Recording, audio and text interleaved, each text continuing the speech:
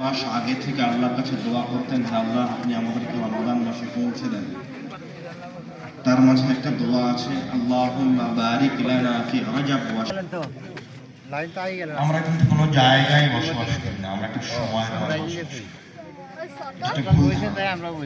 এবং এই ভুল ধারণার কারণে আমরা মনে করি যে এই বাড়ি আমার, এই বিল্ডিং আমার, এই পুকুরের মালিক আমি, পাশে যে কারখানার কাজ চলছে ওই কারখানার মালিক আমি, ওই টাকা পয়সার সম্পদের মালিক আমি।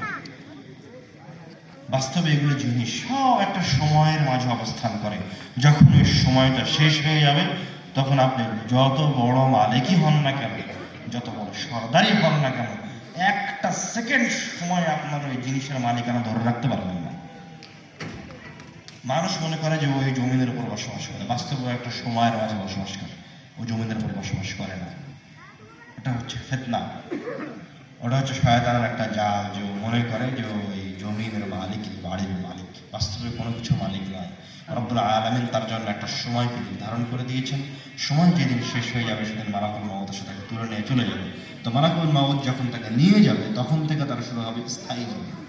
তখন আর সে সময়ের মাঝে বসবাস করবে না, তখন সে পাবে স্থায়ী জীবন, চিরস্থায়ী সময়, আর কোনোদিন সে মৃত্যুবরণ করবে।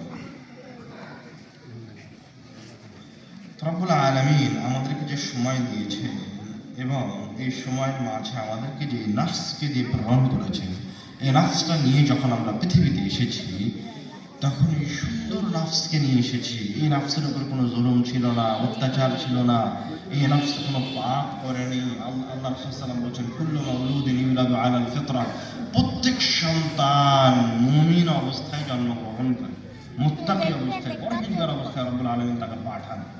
আবাওয়াহু ইয়াহুবিদানিহি আও ইউনাসরানিহি, তো ওর পিতা মাতা অথবা ওর সঙ্গী সাথী অথবা যার সাথে ও বসবাস করে সে তাকে আস্তে আস্তে হয় ইহুদি বানায়, হয় নাসারা বানায়, অথবা সঙ্গী সাথীর কারণে সে একসময় দুষ্ট হয়ে যায়, শয়তান হয়ে যায়, অথবা পরিবেশের কারণে সে শয়তানের অনুসরণ করে, গান বাজনা শুনে, বাদ্যযন্ত্রে মত্ত হয়ে যায়, নারীর পিছনে ছুটে বেড়ায়। কিন্তু রব্বুল আলামিন তাকে একটা সুন্দর নফস দিয়ে পাঠিয়েছিলেন। তো রব্বুল আলামিন জানে যে একজন মুমিন বান্দা যতই পরহেজগার হোক না কেন, সে বিভিন্ন ধরনের জুলুম তার নফসের উপর করে। নফসের উপর জুলুম করা জিনিসটা কি, এটা আগে বুঝে।